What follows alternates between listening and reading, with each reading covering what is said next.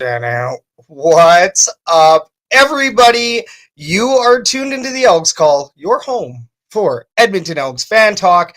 My name is Scout, aka the rep from Section X. And I'm Catherine, aka Do You Even Elks? Coming to you live on Shotgun Sports Network with the replay airing exclusively on Edmonton Sports Talk. Kathy, how are you feeling this week? Good, better. Not sick. The Blue Jays are doing amazing. As sad as I am that the season is done, at least I don't have to stress anymore. Oh, exactly. Yeah.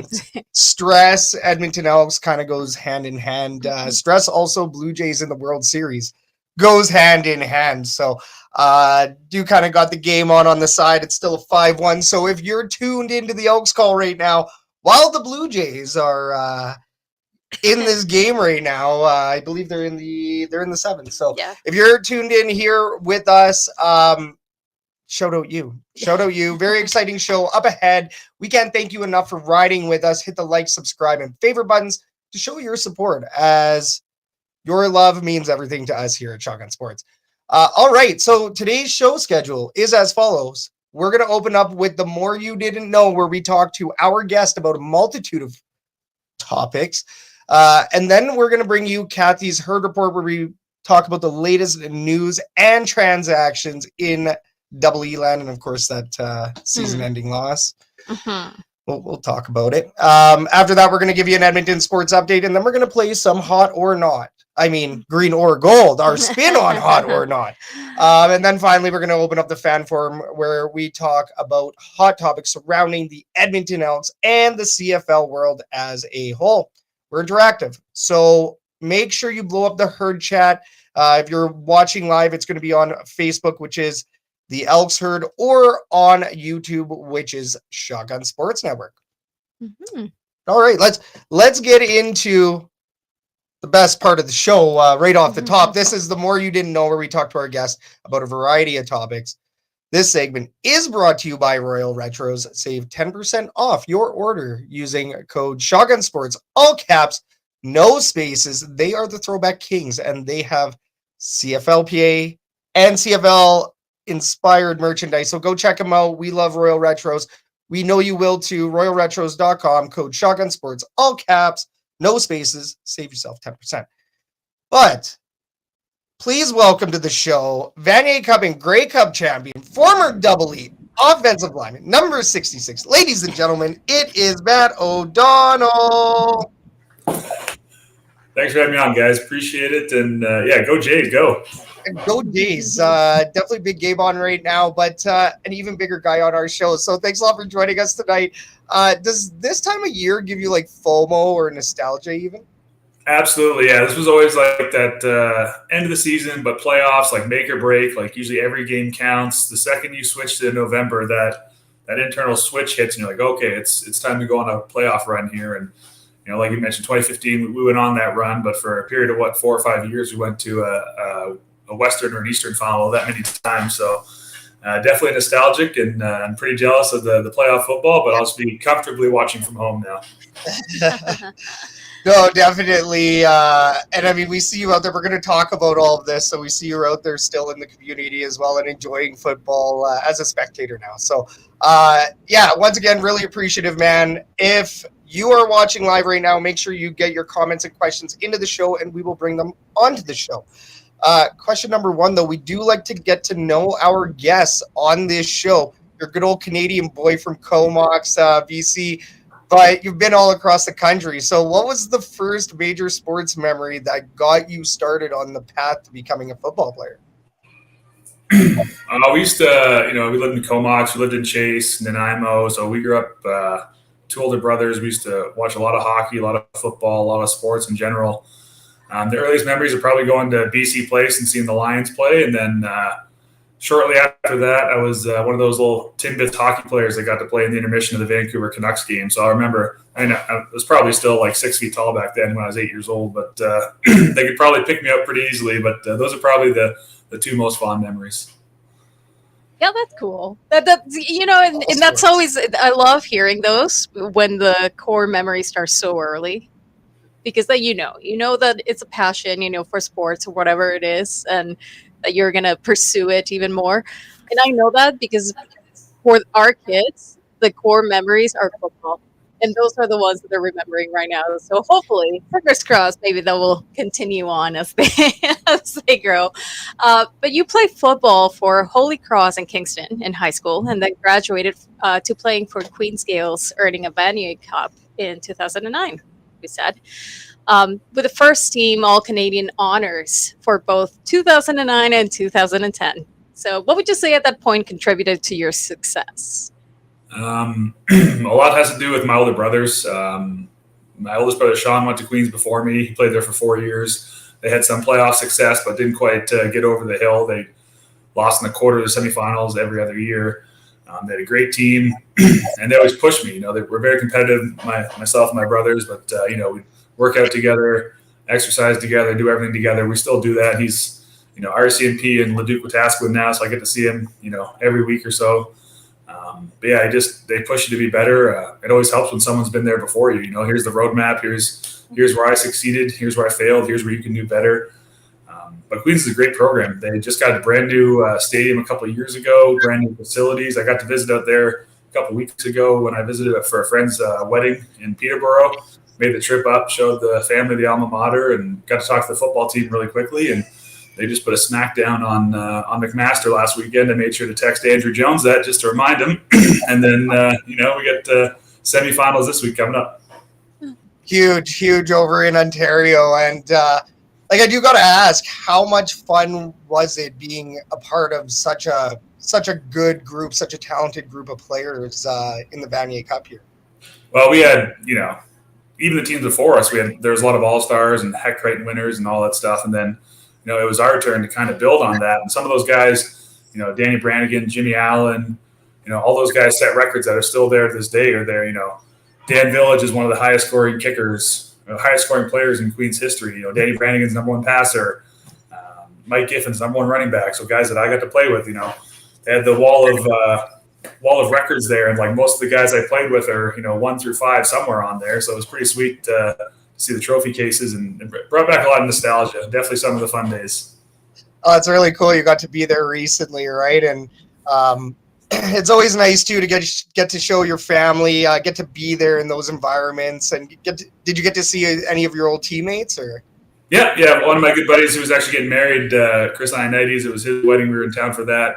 He was my roommate at Queens when the Vanier Cup together.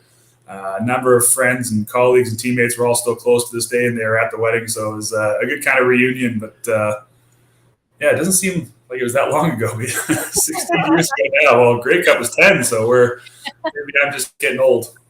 Oh, my goodness. That's so fun, though. It always makes me a little regretful that I wasn't into sports a lot more in my university years, because that just sounds like tons of fun. And you went to U of A. I did. I was just academics, no sports whatsoever. So, unfortunately, but so be it. After college, you were drafted in 2 different leagues. Most would assume CFL and NFL, but NBA was one of those callings. Can you tell us more about being drafted in the NBA? Well, it was during of course, I'm coming out to play pro football, and of course, the NFL's having their lockout in 2011. I'm like, woe is me. Of course, it happens to me on my year, of all things. And my agent at the time represented me for basketball after the football lockout. So yeah, we're just holding serve, waiting for some NFL shots, and then we're just rolling the dice. We're like, okay, well, we'll market you as a multi-sport athlete, which I was. I always played a different sport every term in high school, and then played a lot in college as well. Had a couple tryouts, and then just kind of went from there. But I was pretty close to being on a plane for the tryout with a third team before the lockout ended. And then 2 days later, I was in Cincinnati for the next 2 years. So it went pretty quick. It's a little quick, but that's still cool, though. Well, exactly. Who gets to see a professional? I'm a professional football player, but there was this little stint I had. Well, and you played in high school, right? Yeah, just high school. We won the city championship in Kingston.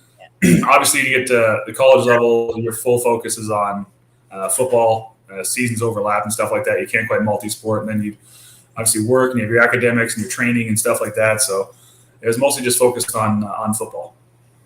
Oh, that's it's pretty cool still. I mean, somebody took a chance on you anyway. So pretty sweet. And I mean, obviously you did make it over to the NFL. You were with the Cincinnati Bengals for a bit, as you had mentioned.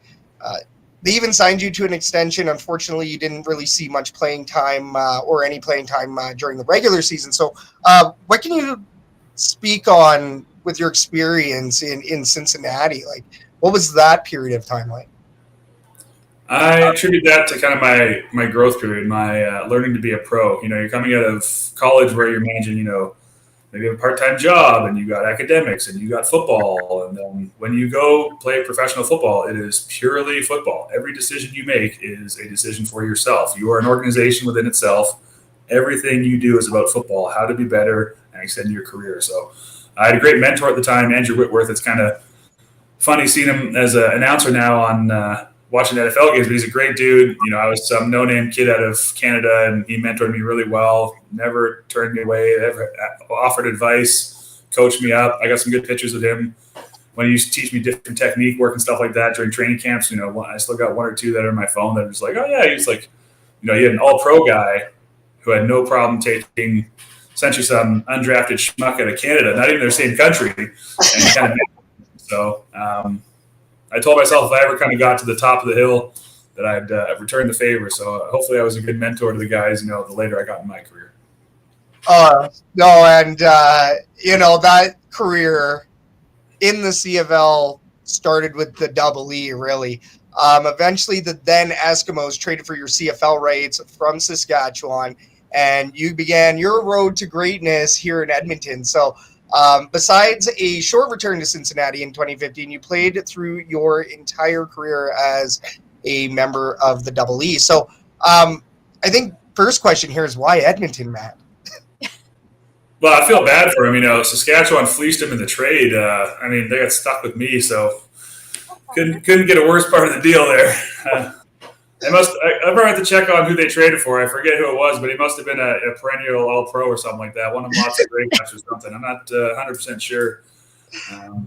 Poor Edmonton got satiated with me, and then I was like, least I can do is kind of call it home. No, I was lucky. I love the province. I love the people.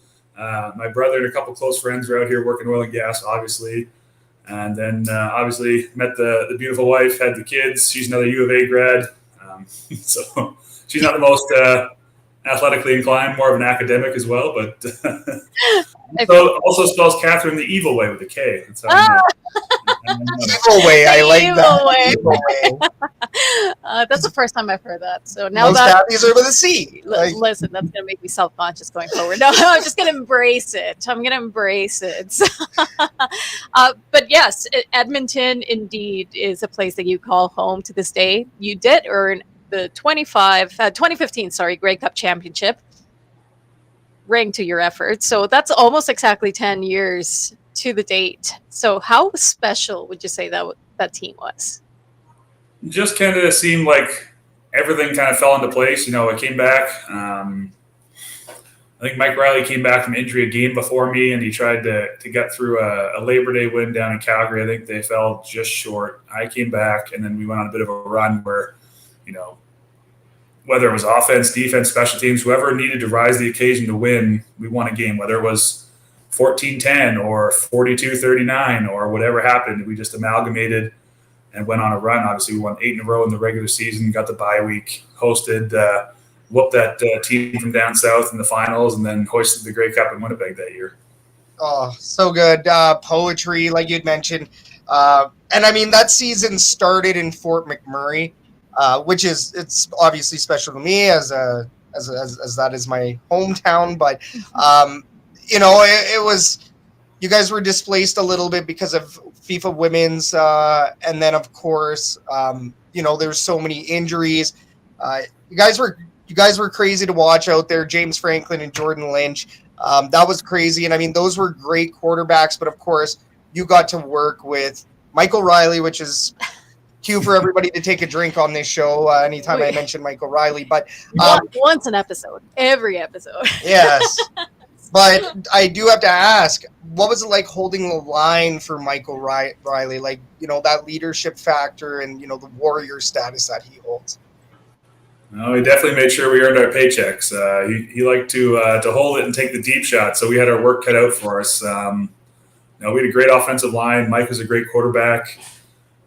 We were just a close knit team. We used to go to the movies together, go to restaurants together, hang out together after games, barbecues together, days off together, family stuff together. So we were a very close knit group, and that carried on for years and years until obviously the team went all their separate ways. We all get old and retire and move on and stuff like that. But no, he's a great dude. Yeah, like you said, I remember having to block for him in 2013. I felt bad for him because we weren't the best O-line, but we took that on the chin for sure and just tried to develop every year.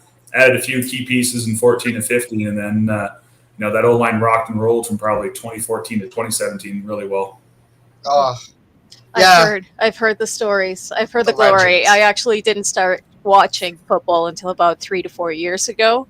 So I have heard all of the great stories from the good years. Well, there's good years, but the years. The years. Well, years. I mean, 2021 is your last playing year. That's when Kathy started watching. It was in your last year, right? Heard me talking lots about you, but didn't quite understand the legends because you hadn't been in the seats, right? Let's bring up this picture. Oh, okay. Because we do indeed have the picture of you holding up I have it. 2 BC Lions. I'm sure you've talked about this one before. Matt, that moment, you didn't realize that you were picking up 1 or 2 BC Lions at that moment. Yeah, that's just, that field goal pro, defense thinks they're coming in, they can take a cheap shot or something like that, but it's just an equal opportunity for us to tee off on someone, especially you see a guy leaving his feet like me and my good buddy Ryan King there, another Grey Cup champion and good buddy of mine. We're like, okay, these guys leave their feet, like, we're going to punish them. Like, this isn't a playoff. This isn't where the defense gets to tee off on us. Like, if you come in the zone here, we're going to punish you. And the biggest thing was don't touch my center. I like that. Those are my favorite plays. Like right now, our boys ask me, like, who's your current favorite player? And I had to think about it. And right now, my favorite player is Nick Anderson. And the reason why is because he can tackle like no other that I have seen. And, those kind of explosive, borderline aggressive plays, my favorite. Well, and I'm pretty sure, Matt, you've been a part of a couple of highlight reel ones. And for whatever reason, it seems to be BC that you like to beat up on. Yeah. I don't know if that's, you being born in BC, having that the hometown vibes there or what. I think it's just because we play them 3 times a year usually. Just mathematically, we're playing them 3 times a year. You're going to get some highlights. Yeah, that's fair. I love it. So humble. Yeah. Big shout out to everybody that is watching live right now. You're rocking with the Elks Herd on the Elks Call with Matt O'Donnell. Be sure to get your questions into the Herd chat now because we will be pulling those up shortly as we can't have Matt O'Donnell on the show forever. Unfortunately. But Edmonton gets to, and that's the best part. Now, leaving the game of football can be challenging for athletes, as we see too often, where players have a hard time adjusting to the normal working life outside of football. So, from what we know, you've adjusted quite well. What has Matt O'Donnell been up to since retiring in 2022? Well, my kids are keeping me really busy. I like to think of myself as a family man. I got 2 beautiful girls, 2.5 and 5.5, Elizabeth and Evelyn. You might have seen them run around the tailgate or on the field after a game. They keep me busy with all their sports and shenanigans. They want to play. They want to wrestle. They want to go out. They want to skate. So definitely love being a girl dad.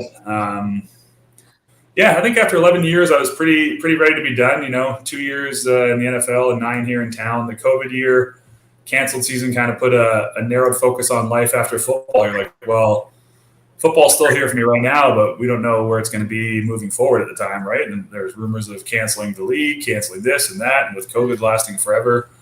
I didn't want COVID to end my career, so I was like, okay, I'll go back for the partial year. Hopefully we'll finish on an upswing. Unfortunately, we didn't, and then played, I think it was 3 games in 11 days or something like that, some sort of record for, football. Gross. We highly do not recommend, by the way. And then I had a great opportunity for a post-football career. I was like, well, keep going back 1 year at a time or start thinking about life after football and transitioning for the career and being a family man. So I had to make that decision, and I like to think I don't regret it at all. Obviously, some parts you're still like, oh yeah, I can still play, but what I can't do is like go to training camp, go to practice, sit in meeting rooms for a couple hours, try to stay awake. Game day is different. You miss game day, but I talk with some of the boys like Jonesy, Sorensen, Kinger, Eddie Steele. You're just like, you miss your brethren, you miss playing, and you miss the paycheck. That's it. Yep. No, and Justin Sorensen center, I believe, right to that line. So it was, yeah, I could totally understand. And I think one of the coolest parts about all of you guys being retired is the fact that we see you out in the community. Like, at Commonwealth, we could see you at any moment on game day in the tailgate, or even out and about, right? Like I've seen a Darius Bowman out and about, Odell Willis, you see him in the stands at Commonwealth. So it's like, it's so cool to see that aspect of it. And I mean, as much as we miss you on the turf, life after football has to come at some point. And especially when you want to have kids. And like you said, being a parent, I could only imagine how some of those current players are struggling as being young parents, right? Such as Trey Ford and others. So, to be able to do it later on in life, I think you kind of played it smart, Matt. Truthfully, like I think you probably pulled the right move there. Yeah. What was the thing at the time? I didn't see it really turning around to where we were before championship caliber. And then, when you started seeing the writing on the wall, and to be honest, I only ever wanted to play for Edmonton. That was it. There's no going anywhere else. If I was traded, I would have retired. I wouldn't, play anywhere else. Edmonton's my home. It'll always will be. But no, we love being in the community. Like me, Justin, Jonesy, Eddie Steele, all those guys. And we figured it out. I mean, it's no brainer. Like it's usually the teams that win championships guys stay, whether it's Americans, Canadians from out of province. So we're just waiting on this next wave of guys to win their championship somewhere in here in 2020s, and then before you know it, they'll be alumni members and on the board and helping run charity events and being in the community with their families, going to football games. Yeah, and I mean, let's talk about this now since we're on the subject. What are your thoughts on the current state of the Double E organization as an Allen? Because you are one of few players that did transition over from an Eskimo to an Elk, which is you're part of a very select small group. So what do you think of the direction of the organization right now? I think it's going to be just fine. It's definitely trending in the right direction. I have all the faith in the world in Ed Hervey. I think the world of him as a GM. I only just met Mark Killam last year. He's got rave reviews from former teammates and close friends of mine. That goes a long way. Guys who played for him in Calgary. They say he's a player's coach. It's hard to hit the ground running with such, not precision, but to hit the ground running hot and just start winning in professional football. They had to rebuild the roster. They got to bring in their guys. They got to figure out their systems. Then injury bugs hit. Change your quarterback and stuff like that. But no, a little story I don't really tell too many people is Ed almost got me to come out of retirement when he was in Hamilton. He's about the only GM I think I would ever come out of retirement for. He actually would be the only GM I'd come out of retirement for. But the fact that he was in Hamilton, I was just like, I'm an Edmonton guy through and through. I appreciate it. Also, I don't think my wife would let me get on the plane. No, and I mean, would have been really interesting to see. Obviously, David Beard went over there, and Ed had his connections. Would have been really funny to see. Obviously, we would have been cheering you on no matter what. And I mean, Calvin McCarty, he went over there as well on the Ed connection. So, it's great to hear that feedback from yourself, because we do know that the alumni weren't necessarily thrilled with some of the things that were going on. And you guys that stick together, that won the last championship together, I think that you guys should be honored as such. And, the alumni as a whole, anybody that's played for the Double E should have that distinction, and it actually means something. So, we're obviously not going to talk about any of the things that we've heard about right now, but it's good that you're positive about the direction, because we've heard a lot over the years, right? Well, look at their record, right? There's 3 games they lost by less than 3. There's those, they say good teams find a way to win, bad teams find a way to lose, but I think sometimes it's just the luck, right? Their home loss to Hamilton, a wide open touchdown. Yeah. Like last second field goal to Toronto. Like you just like those little plays, like maybe in 2015 it bounced our way, and this is a year it's bouncing the other way. You're talking 2 or 3 wins. That's the difference between hosting a home playoff game and sitting on the sideline right now. So it's just that every game, what I learned in football, every game, it has about 150, 200 plays, right? Offense, defense, special teams. There are about 6 plays in a game that decide who wins. Yeah. Whether it's a turnover on downs, a stupid penalty, a missed field goal, an explosive play. There's 5 or 6 plays that head coach will come in after a win or loss and be like, these either won us the game or these lost us the game, or these will make us lose in the future. Well, and I mean, you were, kind of even going back to what you were talking about earlier, and even in this instance as well, right? 2013 team that you were a part of, what? It was like 3 or 4 wins on the season or something. Like, it was a pretty bad year. Yeah, 4-14. 4-14. Thank you. 4-14. And then going forward, all of a sudden hosting a Western semifinal against the Saskatchewan Roughriders, and then 2015, you guys took home the chip. So, year over year, should we expect a Grey Cup in 2 years from now? No, I don't think that's what Matt's saying or anybody else or ourselves, but they are progressing, right? Yeah. And I mean, we'll talk more about it later on. Well, and what I think is really comforting, it's really easy for somebody from outside of the organization to see certain things happening on the field and just be like, this is a bad team. Yeah. But hearing those words from somebody that has insights within the organization and knows exactly what it takes to get to a certain point, it's comforting because you know that they're moving in the right direction. Yeah. If there's one thing that I've said, even with this teams this year, is that we started to see a lot more of that, 3-phase football. Everybody's putting in their own weight in the way that they're playing, which is very different than the previous years that we have seen. So even that progress and knowing what it takes and how long it could take to get to that point based on your experience, like that's good news to me. That gives me a little bit of hope. The more younger players get experience too. Like, I know we had a young, inexperienced secondary, but they gelled really well as the season went on, right? There were some injuries along the D-line and linebackers, obviously an O-line too. Like, it's professional football. Not too many times you're going to last all 18 games. I got lucky most of the seasons I was in it, but it's an exception to the rule, right? You need to have depth. You need to have guys who can step in and not miss a beat, and that's really hard in professional football. So it's one of those things where the experience will come. And like you mentioned, 2013, I think we lost 4 or 5 games by less than a field goal and like 8 or 9 games by less than a touchdown. So you're talking about all these one-score games we're on the wrong side of. Well, guess what? 2 years later, we're on the right side of it. And with a lot of the same core guys there, Aaron Grimes, JC Sherrod, Armando Sewell, myself, like all those guys who were on the couldn't quite close out team, we're on the now we know how to do it, because it gives you that hunger, that fuel, that anger of no, we're not going through this again. I don't care. I got to fight, scratch, claw, bleed, whatever. I will not go through 4-14 again.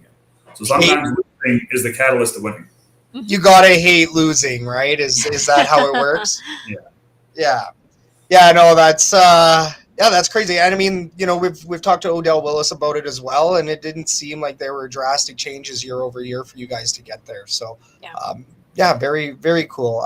Let's go ahead and take a look at the fan questions and comments here. Yeah, we do have Game Day Baby saying a big hi to Matt O. And then we do have a couple of questions from John. The first one is, what was your favorite stadium playing in the CFL? Favorite stadium? So obviously we're going to go on the road here. Favorite stadium playing in the CFL? Definitely not Calgary. That place was a shithole in Village. Sorry. Or not. They have by far the worst stadium still. And like, I've been through it where like we used to play at, Taylor Field in Saskatchewan, and now they've gone to Mosaic, and I played in Hamilton, Ivor Wynne, where now they've gone to the real stadium, and like you've seen the transition, even Winnipeg. So I've gone from like the horrible old stadiums to the nice new ones. I like playing in Winnipeg. It was always a challenge because their fans were so loud, built right up upon you. I think they took the architecture from Seattle, the same firm, and like they know how the sound reverberates. They know how to make it loud. It's annoying. One time a guy said it looked like I took steroids, and it was a huge compliment. I was like, thank you. Stop. From the stands? Yeah. I love it. Huge fan yelled out I was on steroids, and I was like, I have been working with it. I got Matt does steroids. Nice. That's a classic chirp right there. That's I like that. not bad. I like that. Yeah. The second question was, what are your thoughts on Machine Gun Kelly for halftime this year? I like it. I like some of his stuff. Like it's, I think it's a unique taste, but you can't have the same returning artists year over year. It's great to have iconic Canadians do it, but then I'm not sure how it works if they pay them or it's like, oh, you do this complimentary or like what. I still haven't figured out if they're paying people or not. I don't think they want me to perform, but they might need 15 pounds of beats to perform. That's Simeon Rotier's band, by the way. Oh, that's funny. Oh, dear And God. I mean, we're eventually going to run out of Canadians, really. Yeah, so. I mean, you can only have Shania Twain up there. I think we're on a every 10 years, once a decade type of quota there. Let's get into some fun questions. I know we don't have you up for much longer here. Speaking of songs and music, what would we find on Matt O'Donnell's game day playlist? I like to go in early. Like they want you in there 3 hours for the game. I usually go 4.5, maybe 5. I like to. The older I got, the longer I wanted to, kind of build up, take my time, enjoy the peace and quiet before everyone else got in there. Go on the field a little bit, go in the hot tub, cold tub a little bit, and start my procedure. But it's a slow build. Like you're building the ambiance a little bit. So you're going maybe from country on the way in the truck to like, all right, we'll start some classic like rock and roll. AC/DC, Aerosmith, start to amp up, and then the closer the game is, they turn on the big speakers in the locker room. It's usually some hardcore rock, some heavy metal, and then maybe like an hour before the game it switches to whatever the most popular rap at the time was. Right. Love it. So you're listening to a lot of Lil Wayne then? Oh yeah. Love it. Wheezy F baby. Now I know you just spoke about it, but what were your game day rituals? Oh, yeah. It's always like if it was a later game, me and a couple of the old linemen used to go grab like breakfast at Ricky's, like usually me, Jonesy, Sorensen, maybe Kinger would join in, or Big Thad, a couple of the other guys, whoever was kind of available in town. If they wouldn't have family in town or stuff to do, they'd come for breakfast before the stadium. Yeah, not too much. Like you just try to like stay low key as possible. If the game's later on in the day, you don't really want to do too much because you're tunnel vision to the game. So I like the earlier games because then 2 o'clock, 4 o'clock, you go. Get it over with. You can still go out, have dinner with your family, spend time with your friends, do that kind of stuff. But yeah, the game's at 7 or 8. You're not doing too much in the day. Maybe a little video games, take a nap, just kind of keeping low key. You got to save all that energy. Nice. Things that you don't have energy for, nowadays, right? That's well, I like to say it now. It's like I'm retired, but mostly just tired. Yeah. We're all getting old together. This is great. Yeah. Let's take one last fan question here, and then we will let Matt go. We'll close it off with this one. The most important question of the night from Jamie Fadoon. Who do you think is going to win this coming semifinal games? I'm going to cheer for BC. I got to cheer for Sean White. He's a good buddy of mine. He was a good friend here in Edmonton. CFL All-Star. West All-Star. I think they released the list today. Always kind of cheer for him. I usually cheer for certain players over teams, but no, I got Montreal winning and I got BC winning. I love it. That's one home team, and is Montreal hosting? Yeah, Montreal. Yeah, Montreal's hosting the crossover with Winnipeg. Yeah, exactly. Yeah, Winnipeg, right? So both of the home teams. You have both of the home teams. I like it. Yeah, I like that. Yeah. I like that. At least you're not, cheering for Calgary or we cannot. We do never. not. Winnipeg, right? Really? Around here. I like that. What? I see you did. That makes sense, especially knowing that it may take a certain play to win the game. With Sean White on deck. Yeah. He could. Especially you're in a dome in BC, like he's automatic. Yeah, there's no snow, there's no weather, like he's a great kicker. Yeah, the special stream, right? As Jake Julian calls it. All right, Matt, super thankful of your time. I will say, like I said, right, it's really cool to see you out in the community still. Whether it be at a football game, whether it be at the supermarket or whatever, in the tailgate, obviously. Ran out of time or else we'd be talking about that too. But, it's really cool to see you still involved. Obviously, alumni events as well. You're a true Eskimo, as they say, even if you are an Edmonton Elk as well. I think that's all the same nowadays, right? So, yeah, man, it's fantastic to see you still involved with the club. It's cool to see you still giving back to fans. And then, of course, growing out of football and becoming a dad and, still making it to the games and supporting the club. So, I was kind of hoping that they were going to do like a 2025, 10 years since the last Grey Cup, but well, they had to celebrate the 05 team, so I guess we kind of got pushed to the back burner. But maybe we're on deck for 2035, I guess, our 20-year anniversary. Yes, you have to wait another 10 years for that. Yeah. I guess. I think that's how it works now. Yeah, man. Super thankful. Where can our viewers and listeners find you online?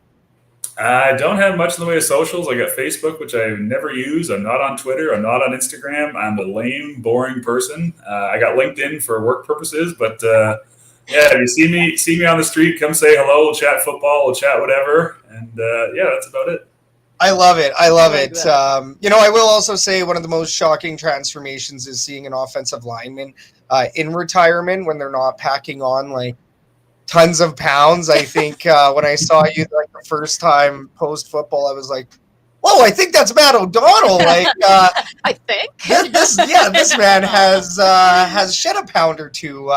I don't mean that in a rude way. It's just that's the nature of the beast of the game, right? So, yeah, it took me a little bit to recognize. Usually, O-line usually go one of two ways after football. They either go drastically down or drastically up, and I'm fighting for my life here to not go up. So, I think I gained a couple pounds after my second kid was born. That's how that works, right? Like I gained the weight, and then just kind of hovering at like 320 right now. I gotta lose about 15 to 20 again.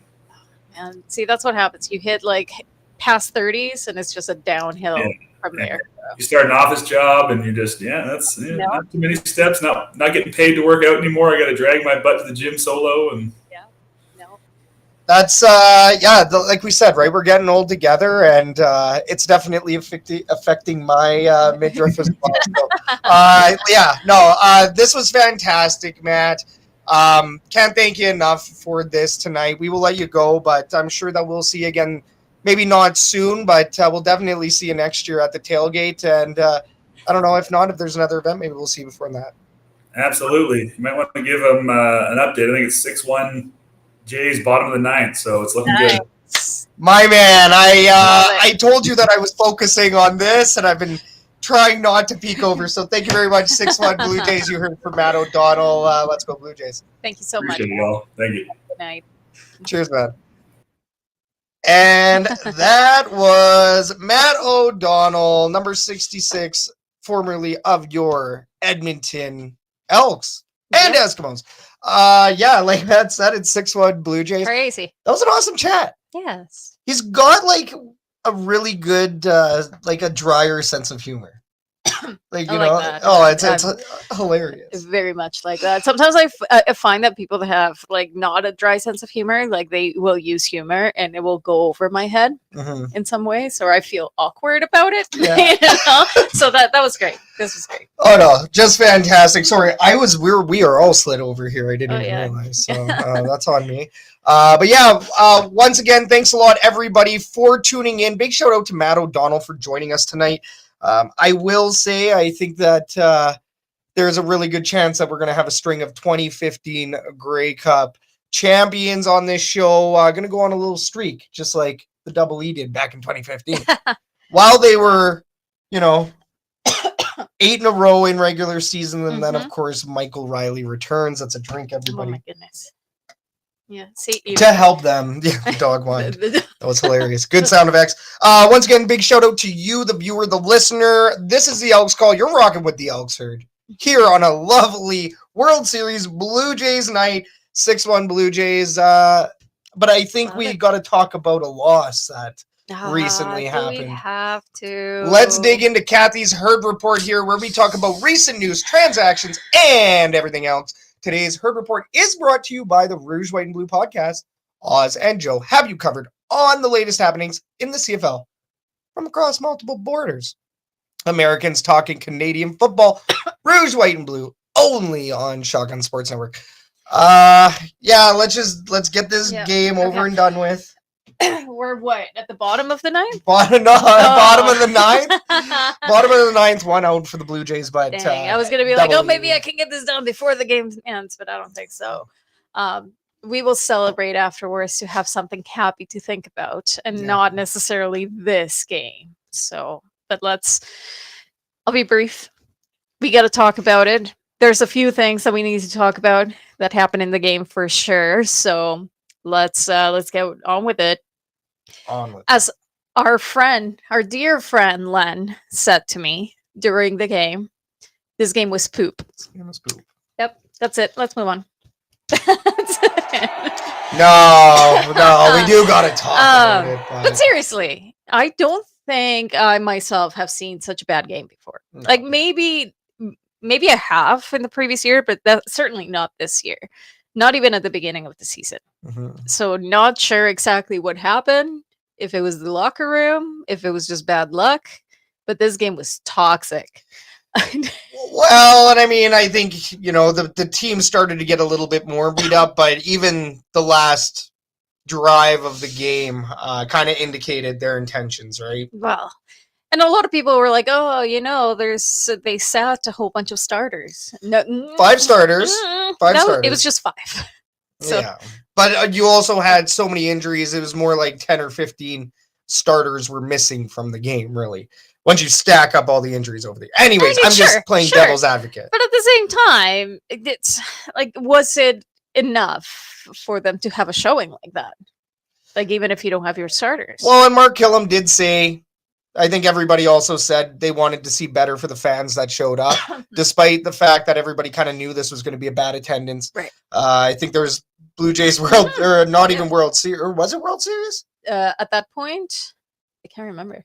Either way, there was a Blue Jays game on that night. So that was part of the problem. Because, the World Series, I believe, started Sunday, right? No, it started Sunday. So I think that Friday was...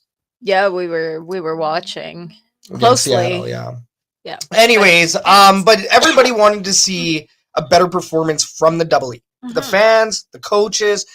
if you throw in your backups, they should be able to perform at the same or similar. You can't even say the same, but you could say a similar level to the point where you can at least produce on offense, which this team did not that night. No. Okay, so I'm just going to break things down quickly here for the first quarter. 2 outs, by the way. Nice. Calgary opened the game with a touchdown. Yeah. Elks responded with a turnover on downs. Yeah. Blanchard's field goal was blocked, and it resulted in a no yards penalty. Right as the quarter was about to end, there was a pass interference penalty that allowed Calgary to move deep in Edmonton territory. Mm. Right, so that's in the first... Like nothing happened, the first quarter. Keep in mind that this was 0 points for the first half. Both for the teams. Elks. For both, no? Oh, because of the field. Yeah. Okay, yeah. But, never mind. But yeah, for the Elks, nothing. You need to score in the quarter. Nothing for the half. Nothing for the half. There was 0 points. Yeah, for that's the entire right. That's half. right. Yeah, you're right. On the second quarter, we got a little bit lucky thanks to a sack by Kenny Logan Jr. that forced their drive to end on a field goal instead of a touchdown. But then an unnecessary roughness penalty gave Calgary the extra 15 yards they needed to score a field goal on their next drive. Stop distracting me. And then another unnecessary roughness penalty from Edmonton that killed momentum on Edmonton's responding drive. A sack on Fajardo for a loss of 4 yards, followed by a fumble by Justin Rankin at the Calgary 1 after a big 34-yard catch and run. So, I mean, Calgary scored another field goal right after. Fajardo threw an interception, and I think we saw everything that could have gone wrong go wrong. But what was up with the refs? Well, the calls in the command center on that particular fumble. Do you think that it should have gone a different way? Yeah, well, so technically speaking, and even Dave Campbell said this on X, the ball should have been declared a dead ball because nobody immediately picked it up. It should have been considered a dead ball, Elks ball on the 1. But instead, the command center and the refs got it wrong, and the ball was turned over directly to the Stamps. Yeah, I mean, officiating has been hot garbage in the CFL now for multiple weeks. I mean, of course, people be like, "Oh, for years." No, we're going to talk about the direct time frames we're dealing with right now, and officiating has been a problem. This is, and I mean, I will say the Edmonton Elks had penalty troubles this game. They had bad penalties that killed momentum. But I mean, in this particular play, yeah, I mean, I feel like we were robbed a bit. How much of a difference would it have made in the game? I think a little bit. Yes, of course. I think so.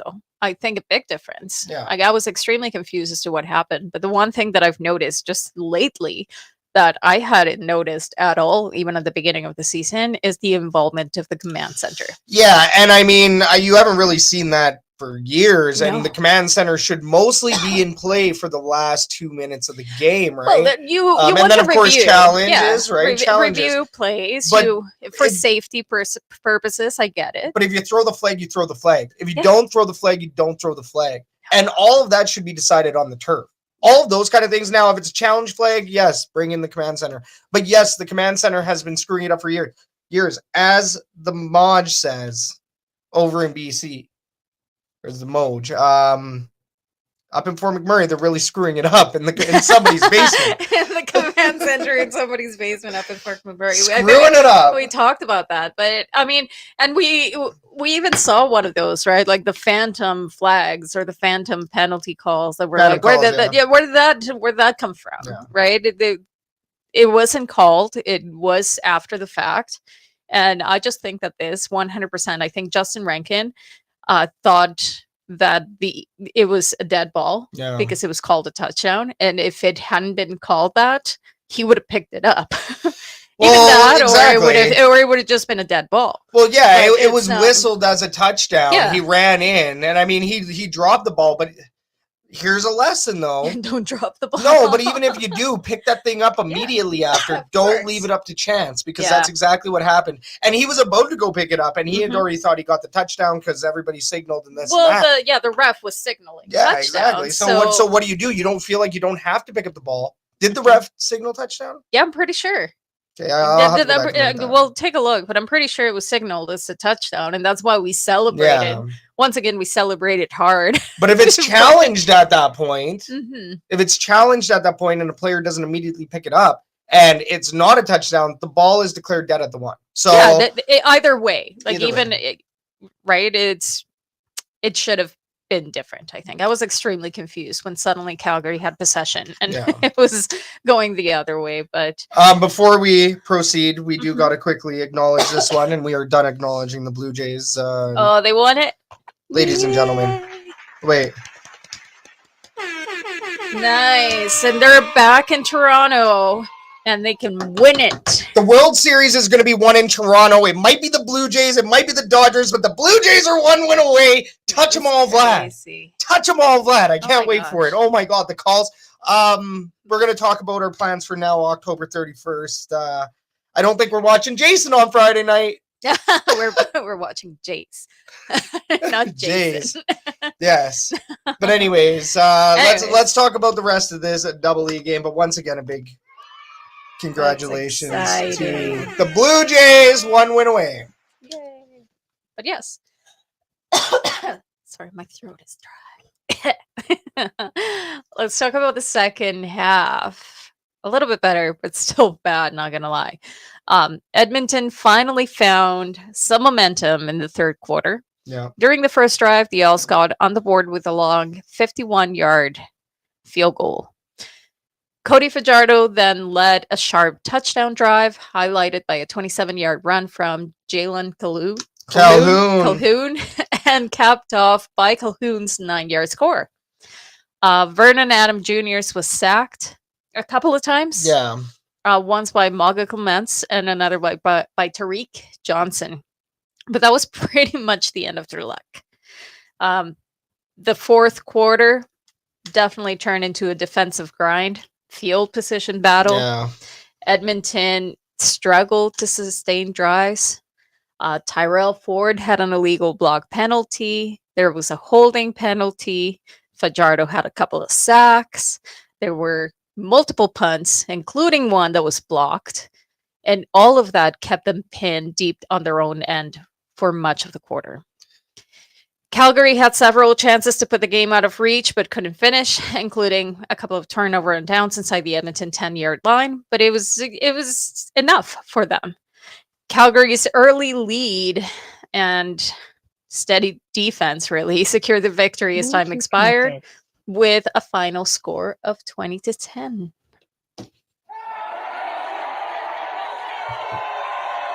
Yeah. That was it was brutal. Absolutely brutal. You expected more from the Double E in a game that sends your fans off to the offseason. A win is the difference between, season tickets, season ticket holders renewing and losing season ticket holders. Well, especially at the end. It's like you say, you kind of want to send off your fans on a good note. Seriously. Like, even if it was a tight game, even if it was a competitive game, you still want it to be a good game. This was the opposite. It was not. It was not good. It was a football game that it was a little embarrassing. I'm not going to lie. Yeah, it's, a little bit embarrassing. I think the defense still struggled in this game. They did hold Calgary to 20, but it was those explosive plays that once again screwed over the Edmonton Elks. Special teams, I think, stumbled at times. Like special teams, I believe Vincent Blanchard struggled in this game. So, it's... I don't know if his confidence is a little shaken after that horrible game in BC. Yeah, I keep on going back to that game. Like, right. I think, I keep getting flashbacks to that one because the Double E really just weren't able to perform at the level that all these other teams are. Even Calgary by the end of the season, sure, Labor Day rematch was nice to get. They weren't going to play the same type of game in Commonwealth Stadium twice this year, especially with playoff implications on the line. Would it have been nice for the Double E to play spoiler for once? Oh, it would have been beautiful. But unfortunately, this team just doesn't have it. Also, the injuries, and we're going to talk about this later on. Yeah. Because I do think that injuries on the season are a part of this team's record this year. Of course. But at the end of the day, it does feel like they kind of threw the game away. Right, and there was even Carter O'Donnell went down in this one. Yeah, it did, but for a lot of the things that happened, it wasn't necessarily about injuries or anything like that. No, but they did. But by the end of the game, you could tell that they were not going to risk their players. Like, in my opinion, it didn't look like the players were going to risk themselves. Yeah, or the coaches weren't really going to risk the players for the sake of getting a meaningless win. Do you really lay it all out on the line when you have nothing to play for and really you want some of these guys to return? Like, there is questions out there about Cody Fajardo and his potential fatigue. And he said that he was feeling great, a little bit beat up after game day, but otherwise he was feeling fine on the season. Right. It's a little bit frustrating, but I do think that the injury factor is a thing. We'll talk about it. We'll talk about it. But do I wish that they would have played better? Yes. But given the circumstances, I'm not going to walk away from this one pissed as a fan. Just wanted to see a little bit more. Yeah, of course. Like I say, it was just, you just kind of want to end it on a high note, and it wasn't. It wasn't. I think by the end of the half, I was like, well, Calgary deserves it more at this point. Yeah. Really. You're not going to give it to a team that is not 100% playing with everything they've got. And whether it is injuries and it's understandable reasons, at the same time, it's like, come on, a little bit more of an effort would have been nice. Would have been great.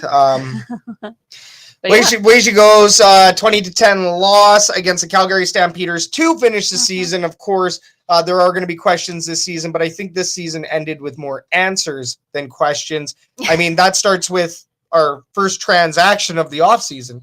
Oh, geez, I didn't even bring those up because you know what? I'm out. I am out. I checked. Well, no, Tyrell Ford is the only okay, one. So you're good. So there's no injury report. There's no injury report. Like, what are you doing to me? I didn't look into it. But yes, Tyrell Ford was extended for 2 years. What do you think on that? Well, it's weird because he already had another year. So Tyrell Ford was on the books for another year anyways. He So signed it's a going to be 2-year deal. an additional 3 years, which... Well, no, just through 2027. Not additional. Through 2027. Yeah. So, yes, 2026 and then 2027. Right. I'm just saying it's weird because Tyrell Ford was already signed through 2026, but then it's called a 2-year extension. So this leads me to believe that contract was renegotiated. Right. Which means he's going to be getting paid less, most likely, or he could be getting paid more. I really don't know what the contract looks like, and I'd love to know. So, yeah. And John, we do see your question in the herd chat. Big shout out to John and everybody that is chatting it up in the herd chat. Get on in there too.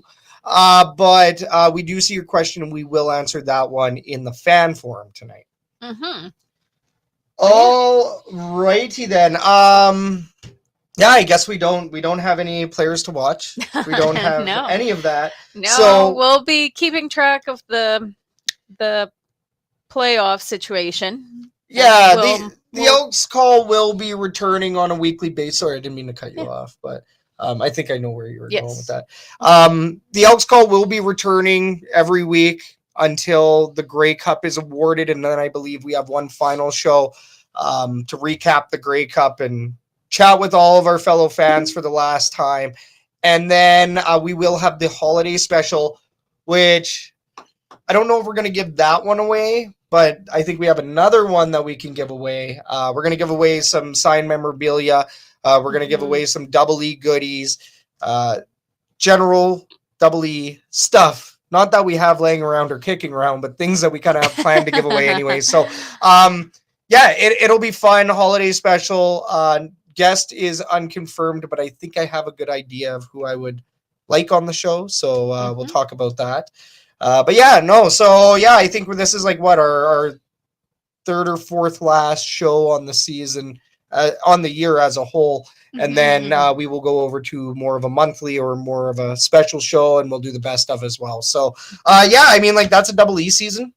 Yeah. I think there's lots to talk about on that subject as a whole, but we won't get into the minutia of it right now. Not quite yet. What we can do though is give everybody an Edmonton sports update.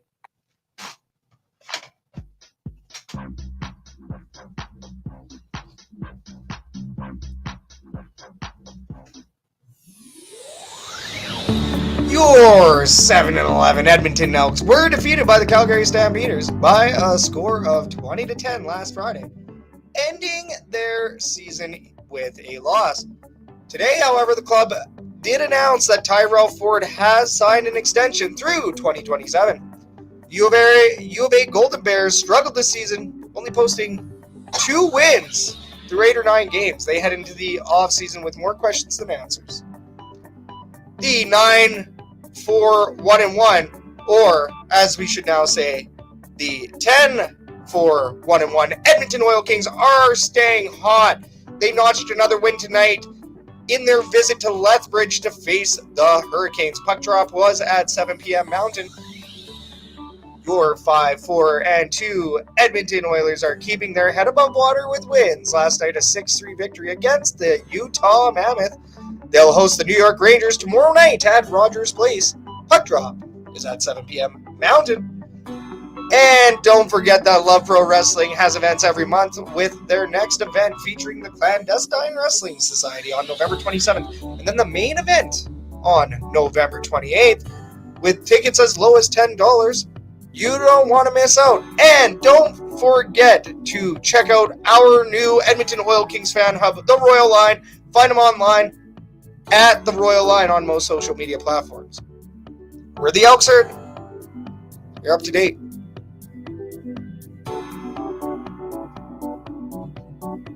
Shout out you. Shout out the viewers.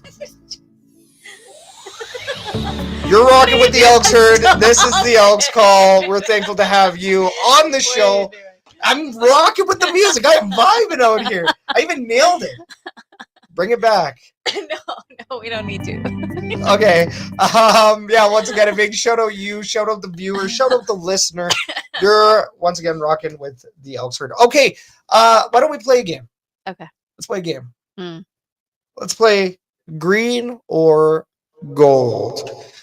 Green or Gold is brought to you by, once again, our Oil Kings Fan Hub, which is the Royal Line. Cody and Len have been bringing you their fan-sided coverage from outside of the rink. You can find them at the Royal Line. They're doing great stuff. Daily articles on Shotgun Sports Network, by the way. So if you're an Oil Kings fan, if you're an Edmonton sports fan, if you're a Birmingham, Alabama sports fan, if you're a Canadian sports fan, if you're an American, if you're a sports fan in general, it doesn't matter where you live, go check out shotgunsportsnetwork.ca. All right, green or gold, we're going to bring up a topic or an item. If you like it, you're going to vote gold. But if you don't like it, you're going to vote green. Herd chat, you know what to do. Blow it up. Throw your vote into the herd chat to have your voice. HERD, herd. All right. Okay. You wanted to play.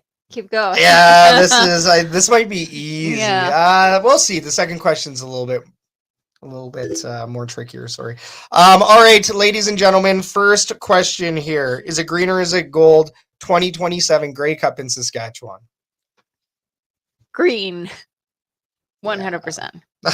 What are the odds? Green. What the heck? What are the odds it's green? Saskatchewan green. Saskatchewan green. I like that. Yuck. Yuck. Oh, I forgot to program it. Yeah, yuck. Yeah, damn shame that this Grey Cup is in Saskatchewan. Why another Western team? Well, and if there was going to be another Western team, it should have been the Double E. They did bid on it, right?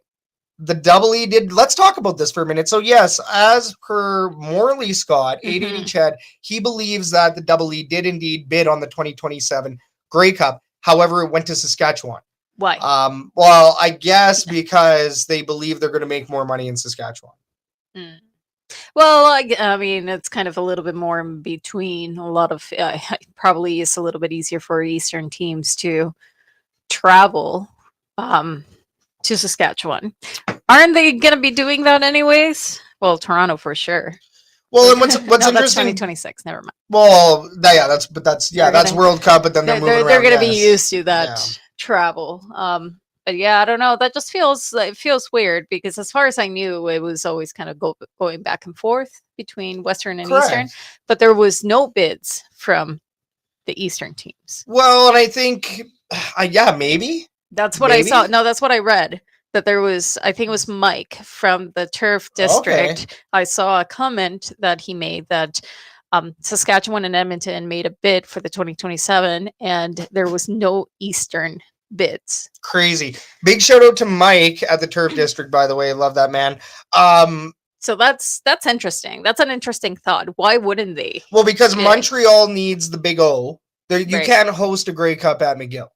Let's put it that way. It's only a 22,000 seater with no expansion. You might be able to expand it to 30, but you aren't getting to 40. For the Grey Cup, it's a 40,000 minimum.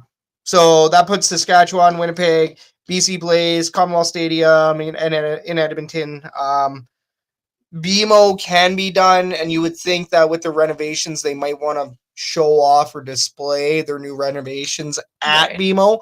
But it's weird. I don't know. Eastern, Hamilton just had it, but apparently you can just bid whenever you want, so it doesn't matter. You could have the Grey Cup apparently 2 years apart, which Hamilton did. Hamilton did, that's right. Yeah, I don't know. Crazy. Ottawa, I know that Lansdowne is going under renos. So I think a lot of the reason why the Eastern teams haven't been bidding is feasibility of stadium, which means obviously if Lansdowne's doing renovations, and I think that's in that 2027 range, they're going to want to host a Grey Cup for 2028 or 2029, which at this point, I would assume that the optics are bad on 4 Grey Cups in a row in the West. So at this point, they might even actually get 2 in a row after. Let's get to the votes here. Is it green or gold, ladies and gentlemen? Let us know what you think. Oh, Jamie says gold. Jamie's saying gold. Interesting. And John says green. Edmonton should have gone it hands down, of course. And Nathan says Eastern provinces can't afford it. Probably. Matt Som's in the herd chat. What up, Matt? Okay, so Let's go Blue Jays. A question for something that is community owned versus privately owned. When it comes to the Grey Cup, who pays for it? Wow, they make a committee. So no matter what, obviously the CFL has a big hand in it, so therefore the CFL fronts most costs. There's certain things that are on the team, and I don't know the exact, so I'm not going to speak like a professional on this, but I do know that the host city, their CFL team will build the committee, organize, and execute. So the team still has, a to-do with it. It does bring in millions of dollars to each host city. So that's the great part. But yes, there are costs that the CFL, I think, actually pays for. Because when I know in the NHL world, a lot of things I would assume would be on. Right. So it is in their best interest to have it in a place that will bring them the most amount of money. So the CFL is going to approve whichever bid they think is going to get them the most money, which they truly believe that Saskatchewan is going to get them the most money. Well, and right now, maybe if the team had performed a little bit better, maybe who approves this? Who's the one that gives the thumbs up? The CFL. They're the ones that they choose. Yeah. So maybe they're just a little biased. Well, and here's the other thing. Saskatchewan is in a really good place right now. But when true, but then you also, I see where you're going for. It's rigged. No, but then the other part of this, shoot, now I'm off. I'm off my thought here. Dang it. It's rigged. No, but yeah, the CFL is obviously going to go for whatever makes them the most money. Bottom line, right? That's exactly what it's about. And then of course I did also see that Nathan Beyer did have a green in there. Yeah, it disappeared. It disappeared. It went away. We'll see you again soon, Nathan. All right, next question on green or gold. 2027 season moving up by 1 week. Is this green or is it gold? Okay, I don't think I'm off Twitter or X, so I really haven't heard much about this. So what are the implications? So the 2027 season is going to be moving up a week so that the 2027 Grey Cup will be awarded a week earlier. Okay. I believe November 7th or something like that. Okay. Yeah, I saw that. Yeah. So that means the whole season is going to move up by 1 week. What are your thoughts on that? So instead of opening day being that week of June 19th-ish, which it was for the Double E this year, it would move up to maybe the first or the second week of June. Aren't kids still in school by then? I don't know. Yeah. I don't know. You're a better parent than I am. I live by my calendar. I don't have it in my head. Green or gold, by the way, everybody. Get it in the herd chat. Let us know what you think. Do you like the season moving up by 1 week? Do you think a warmer Grey Cup is possible here? Or are you going to get the same cold in the first week of November as the second week of November, which I think that's going to be really similar. I don't want to say green because I don't think it really just 1 week matters all that much. Really? I mean, it's just 1 week. I'll just say. No, I'm going to say. Whoa, you're too fast on that. I'm going to say gold. Gold. Okay, what? Wow. Gold? Whoa. Yeah. Gold. Okay, and we do also have here in the herd chat by Matt Soms, it's a gold. So, I mean, and I am also going to say, I'll say gold. But the only reason why I'll say gold is because of cold weather Grey Cups. If they move it up by another week on top of that, sure, that'd be great. But now you're starting to get into NHL playoff territory again. As we know, there's markets that could see some negative impact from that. So including here in Edmonton. So I'm sure. I mean, these winter games or fall games are pretty fun, but I'm not gonna say no to warmer games. We know that. Right. So, I mean, for that reason alone, in 1 week, it may make a difference or it may not. But really, it's just 1 week. If it was a whole month or something very drastic, I think it'd be a different conversation. But just 1 week, I mean.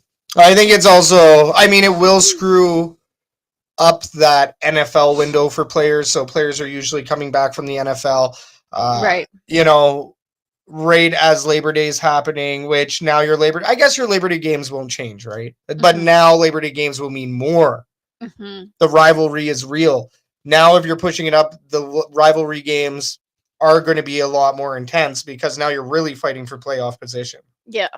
So Yeah. the 1 week will make a difference. A little bit later for that. Apparently, we may also see a truncated season as well, where that third bye is taken out. Yeah, that's what I was thinking. Like, what happens if it actually is not moved back and it's just the ending date and there's just some moving around, some rescheduling of some of the games. Yeah, but that's fair. Yeah, which I think that may actually be happening. Now let's take a look at the herd chat here.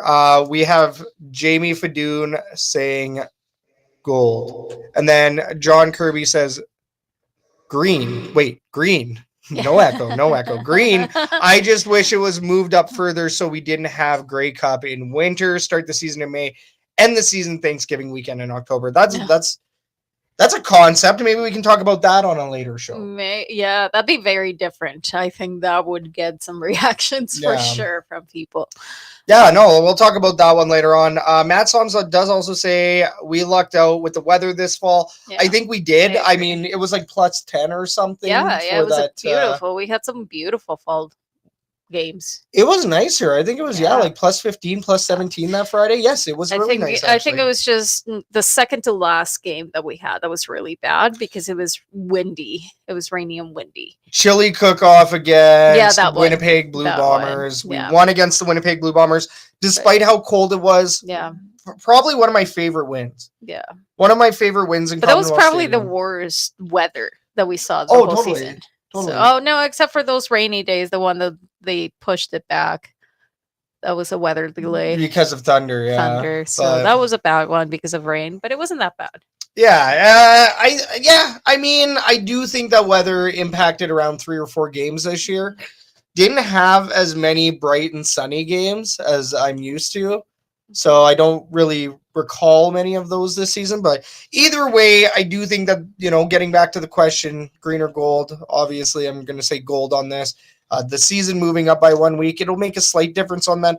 I think if you move it up by 2 weeks, or eventually if it does move up 1 more week, which now you're really tinkering with things, but if it does happen, then I think you are getting closer to warmer weather Grey Cups, which Saskatchewan, what are the odds? 2027. It's all going to move up, and then it's going to Saskatchewan.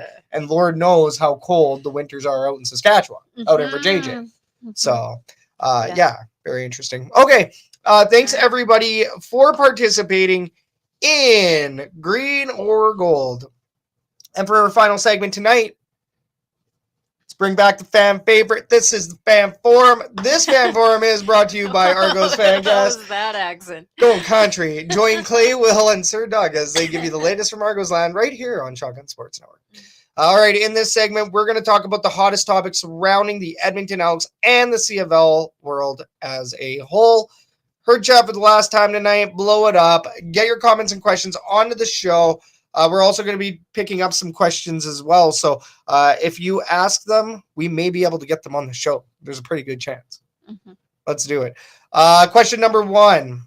Hot topics these last few weeks here in Edmonton. The hottest of topics has been the quarterback situation in Edmonton. While Cody Fajardo still hasn't signed an extension, he's stated that he wants to be here in Edmonton, especially for 2026, but he needs to talk with his family first. Trey Ford, meanwhile, holds starter money without the starter position. And while fans expected Tyrell and Trey to stick together, we got news today that Tyrell Ford has re-signed with the Edmonton Elks, and the indicators show that Trey Ford may only qualify at, max here for a backup position at quarterback. So do we see a Trey Ford trade this offseason, or does he renegotiate his contract to stay in Edmonton? And I think the odds of him renegotiating may be slim, but Tyrell Ford signing here is pretty critical. Yeah.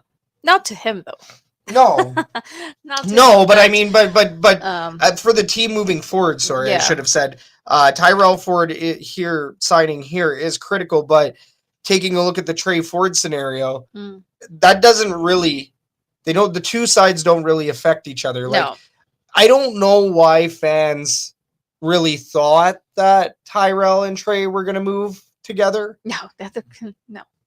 They don't even play at the same time. Exactly. I mean, the way that I see it, and I don't know, like this is gonna be interesting going into the off season, because if Trey Ford gets traded, where is he gonna go as a starter? Mm-hmm. Nowhere. Nowhere. Like, Ottawa is really his only true opportunity, and he's still competing up against quarterbacks that, in my opinion, can still like do better, of course. Like at this very moment. That doesn't mean that Yeah. Trey Ford can't develop into something more. No, but the whole idea, the speculation here is that he's not happy in Edmonton because he is not the starter. If he wants to go somewhere, he wants to be the starter. But the reality is that I don't think he will be anywhere he goes. No. Definitely not for the next year. He still needs development, so he's definitely not going to be a starter for the next season. Now, the question is, does he accept a new contract, being paid less in the Double E, or does he go somewhere else?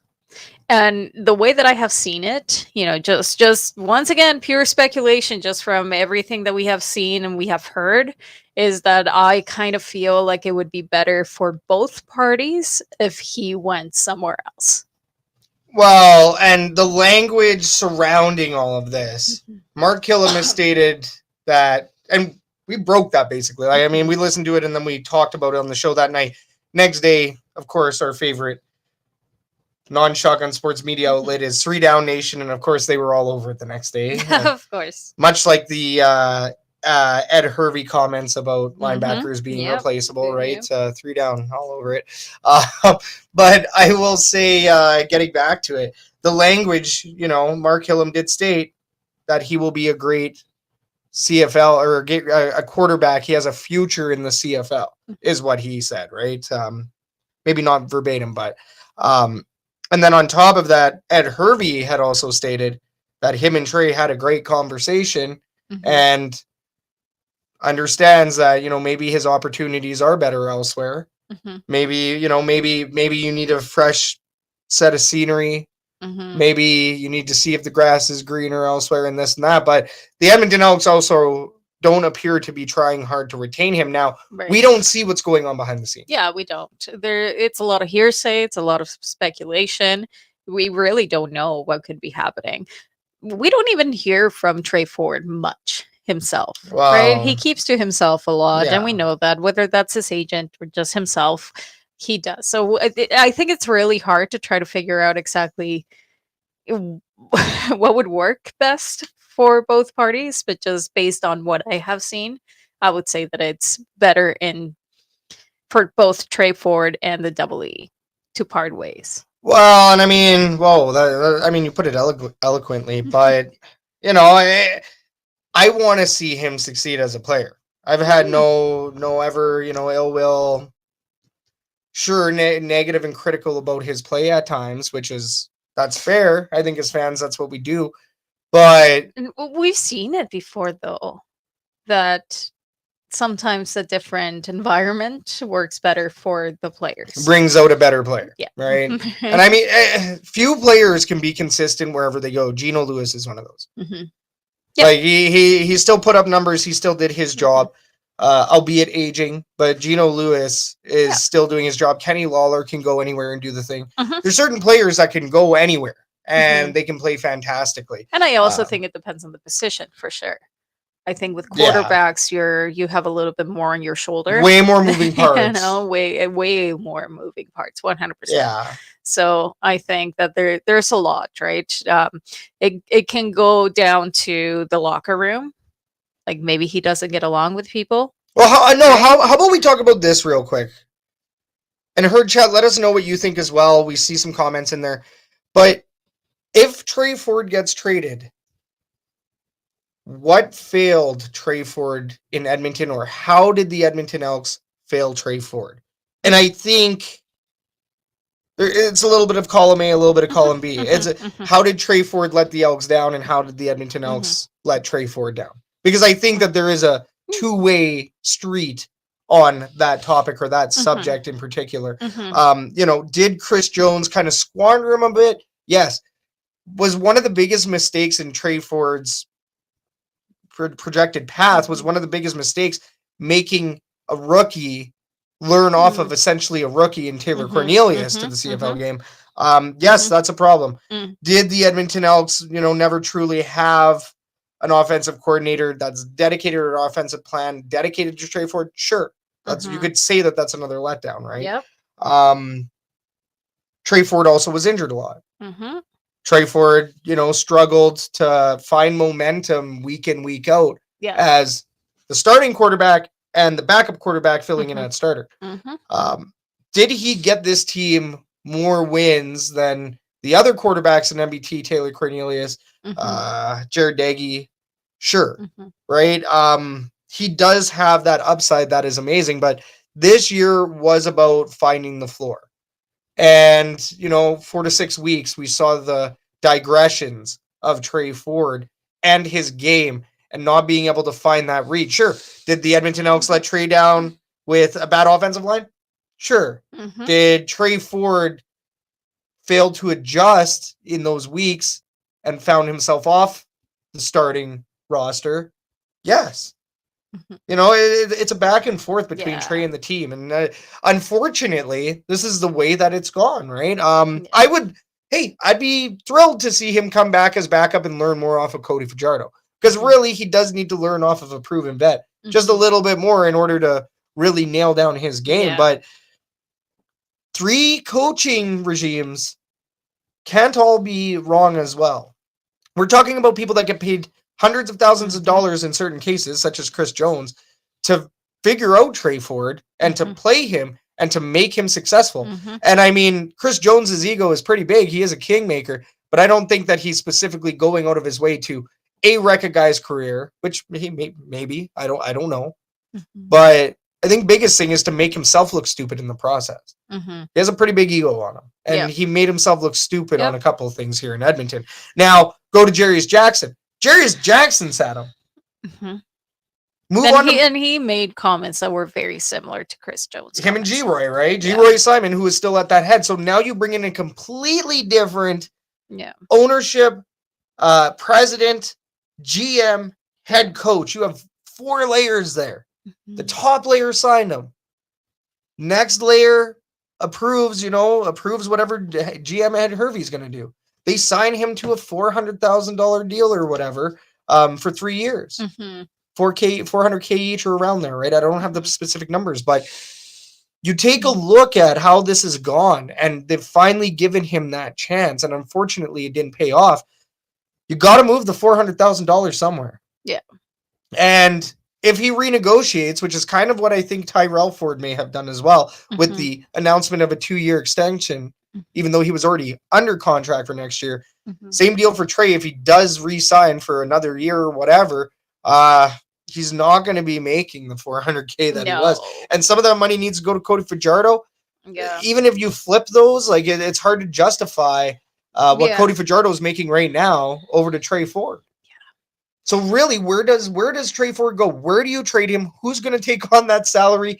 You're almost better off releasing him. And there is no buyout clause here in the CFL, right? As far as I'm concerned, as far as I know. Sorry. Yeah, it's unfortunate. I really do think that, because I agree with everything that you said, but I really do think that he was set up for a failure right off the get-go.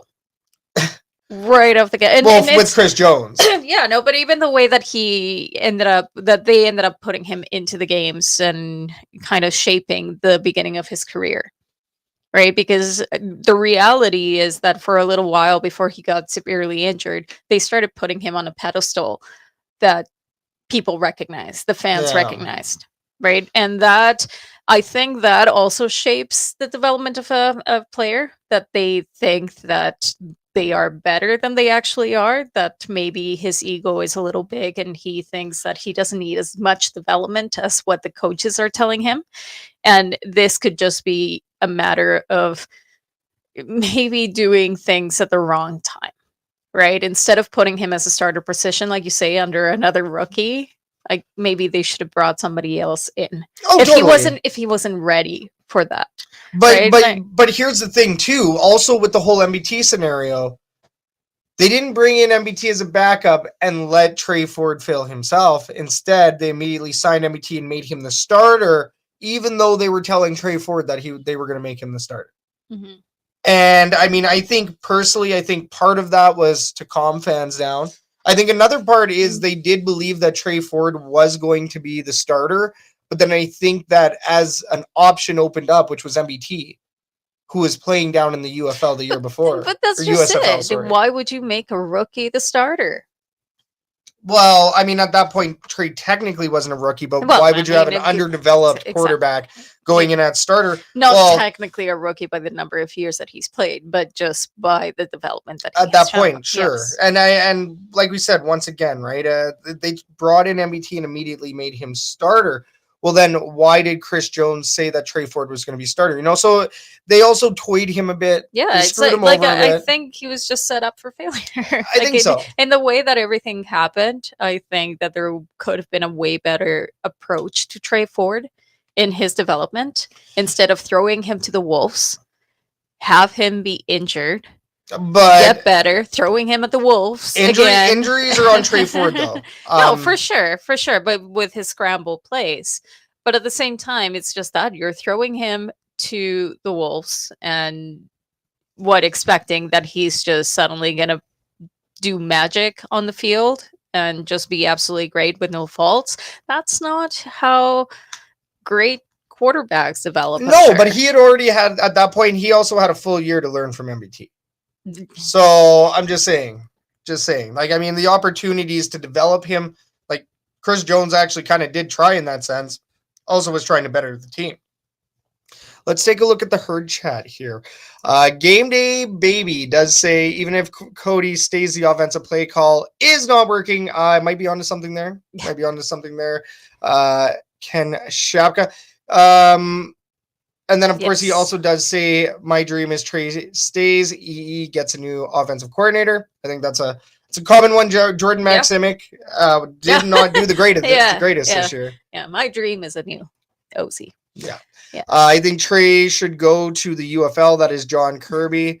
And then Matt Soms does say, unfortunately, I think this is the end of Ford's run, but who has a roster spot where he could challenge for a starter?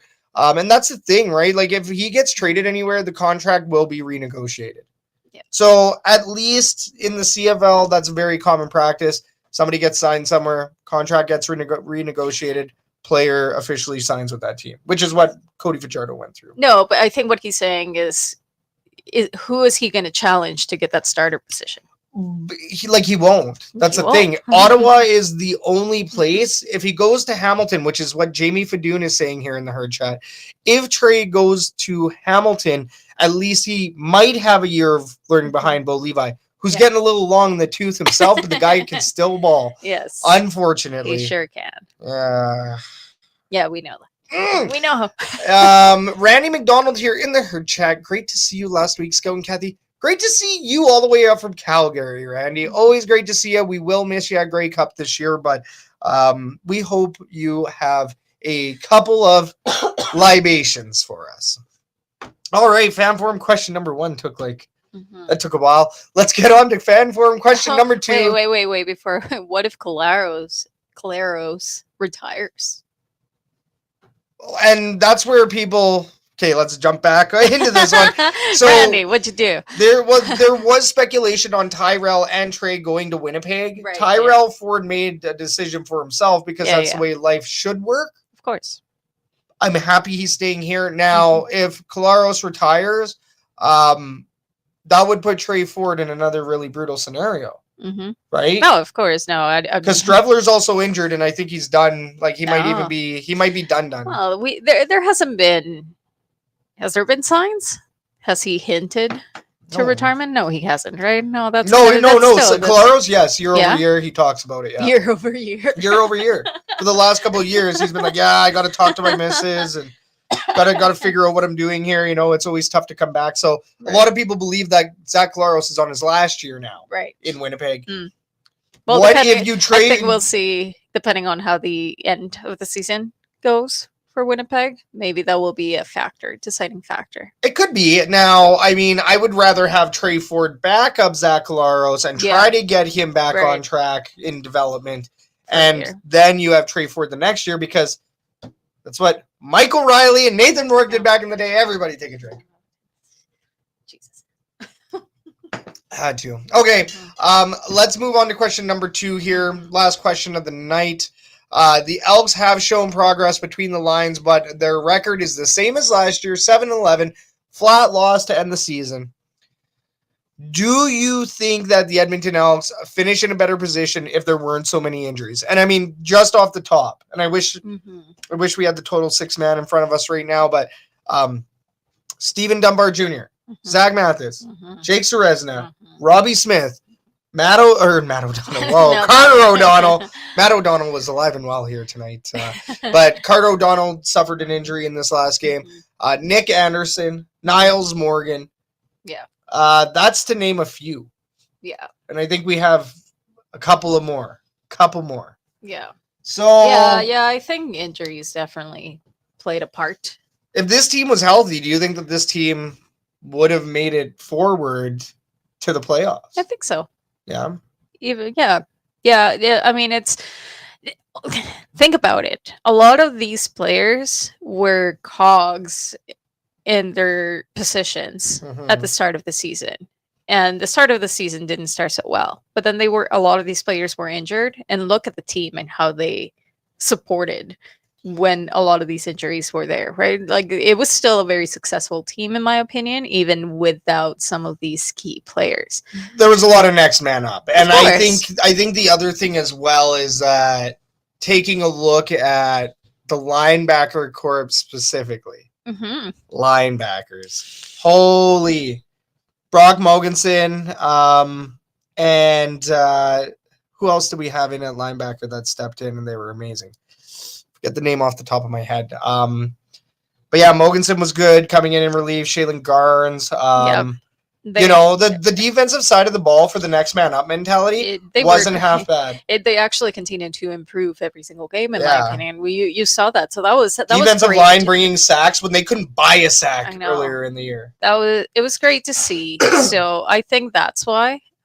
Obviously, there are parts of this that still need development. I mean, looking at our offensive line, but a lot of these players were not part of that, really.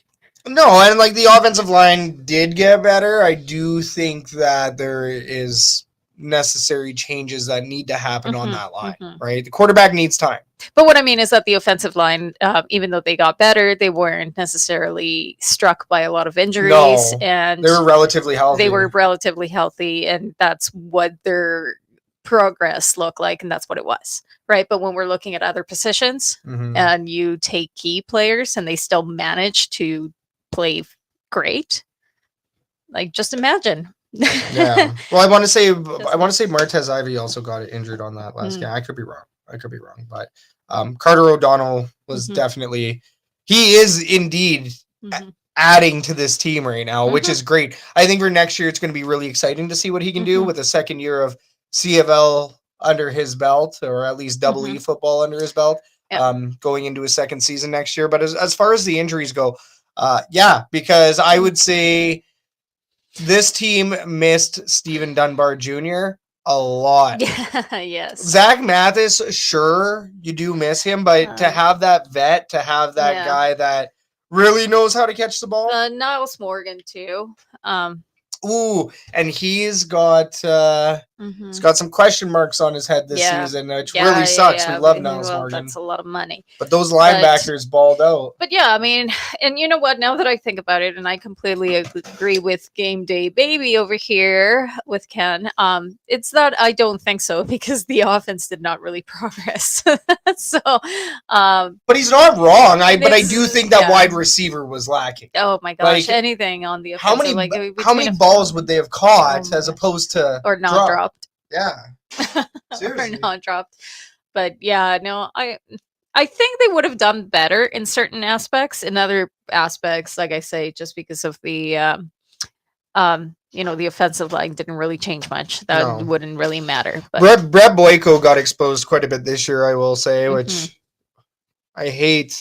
I really hate lambasting anybody individually, but Brett Boyko struggled on that right side. Great guy once again. Great guy. His family was in the house quite a bit, so you hate to see anybody have a rough go, but yeah, I mean, unfortunately, that's the reality of it. Wait a moment. Michael Broderick is still on the team. Okay. Yeah. So I don't know if they wouldn't. I think they would have done better. Like I say, once again, in certain aspects, but in other aspects, they just need more help. On the offense, they need more help. Receivers, they need more help.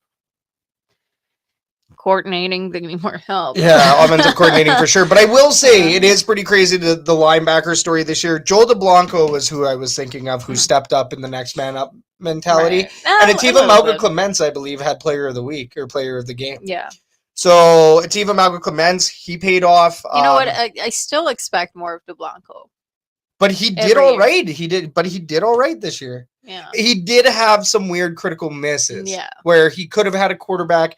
He could have had a running back. He could have, he could have had critical catches. He was just being a little cautious because he didn't want to get injured or something. No, he was going too fast. He just missed the quarterback. He misses by speed, right? But his movement has gotten a lot better side to side. So, and I mean, that's why we drafted.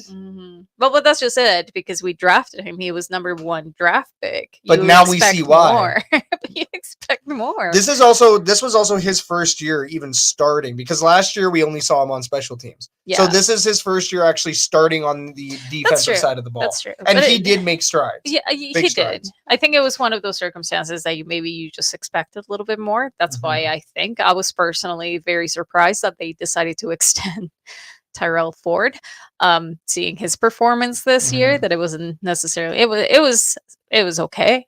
Yeah, I think he had some good moments. He had some bad moments, some questionable penalties at the wrong time, but he did get 1 interception, I think, in the season. So, he had a pick six. Okay. So, and I mean, I was talking with some fans in the concourse at this last game at Commonwealth. Of course, always very sad to leave the building, but talked to Glenn. Big shout out, Glenn. Him and I had a big conversation. Glenn down in section W was sitting in row 6.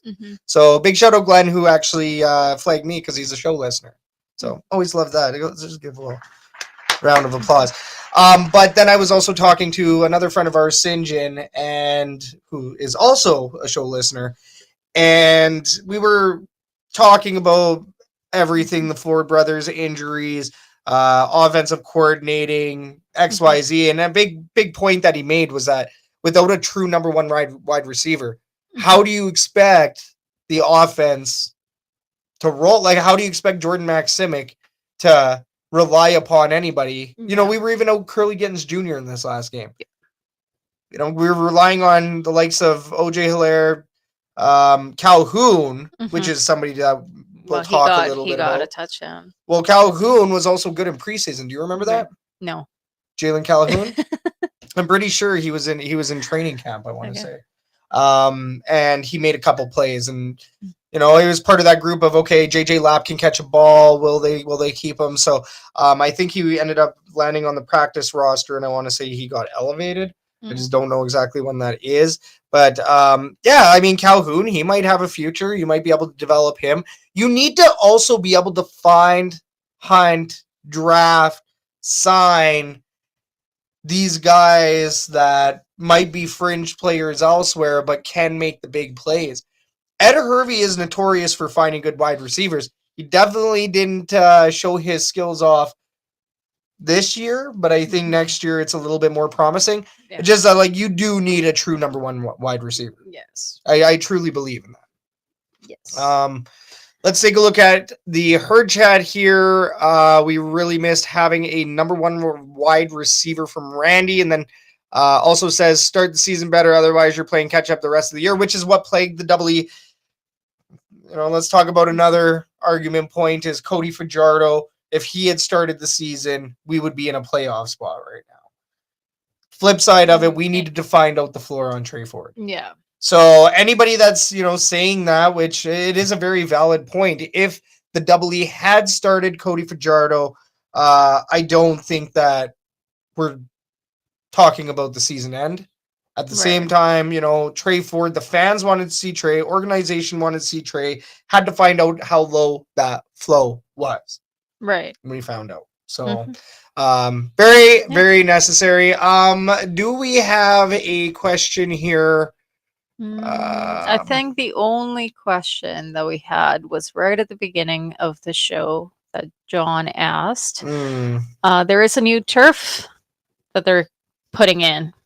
And his question is, should they wait until they have to make the field shorter for 2027? Here's the thing. If you have a budget, you spend it. Very true. So if the budget calls for big, longer turf, and this was approved 5 years ago, or this was approved, because this is part of city planning and projects. Yeah. Clark 1 year, Commonwealth the year after, the year after. Is that the city still doing that? Oh, yeah, City of Edmonton. Yeah. Yeah, because they still own the building. Yeah, I mean, I don't know if the Edmonton Elks pay for use. Right. Like, I think they actually pay over the year. Yeah. Victor Quee, yeah, I want to say was one of her. I think Larry Thompson was in the negotiations with the city of Edmonton this over the past year. So, those conversations happen every couple of years or at a certain period, right? So, as far as that turf, why wouldn't they? Well, might as well just spend the money on what you budgeted for. And these CFL changes came up probably after the negotiations. Yeah. So. Yeah, they probably already had that sorted, ready to go. Well, I had talked to somebody about Commonwealth recently, and I'm like, because there's always going to be a rumor out there of, will the Double E get a new stadium? Will they build the 35 to 40K that's been talked about in the media before? And I talked to somebody about it at work. And they got like upset at me. I'm like, yeah, well, what if they make a new stadium? Just spitballing, right? And buddy's like, no, you keep Commonwealth Stadium. You can't get rid of that thing, but they do need to renovate it. So, I mean, I know that we had kind of semi-broken the news on the Commonwealth Stadium thing, the renovations a while ago. We've talked about it on the show. City of Edmonton even went ahead and clarified it after we blew it up. So we know that the plans are out there. Who's funding it? Well, that's now up to the Thompson family and the City of Edmonton and the government of Alberta, because as John stated earlier in the show, Calgary is getting assistance from the government for things such as the arena, the potential new stadium they're going to get, and the Grey Cup. So, well, we know the government hates Edmonton. But anyways, yeah, let's just we're gonna close the fan forum here right now before Kathy decides to get a little carried away, and quite frankly, the herd chat. But that's a fan forum officially closed, and like that, ladies and gentlemen, we have made it to the end of the show. Let's give our thanks and shout outs. First big shout out, Matt O'Donnell. Fantastic guest. Awesome stuff. It was great chatting with him. I forgot to mention Bone Grinders Club to him, and I remembered in the middle of you and I talking, and if you saw me space out, it's because I was like, I remembered it. A big shout out to our listeners, our viewers. You're awesome. Let's give you a round of applause because you tuned in or listened to this show. So shout out you. Please like, subscribe, favorite, follow, all of that good stuff. Your support does mean the world to us here. And that's how you show your love, is by smashing a little thumbs up in the bottom left corner over below the bottom left corner of this stream. Or wherever you may find it.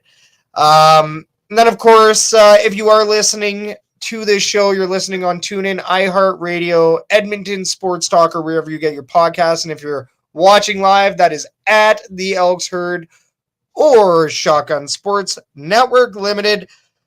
From the Elks Herd, my name is Scout, aka the rep from Section X. And I'm Catherine, aka Do You and Elks. We are the Elks Herd. This was the Elks Call, and we will catch everybody on another lovely episode of the Elks Call next week. Cheers, everybody. Have a good night. Have an awesome night.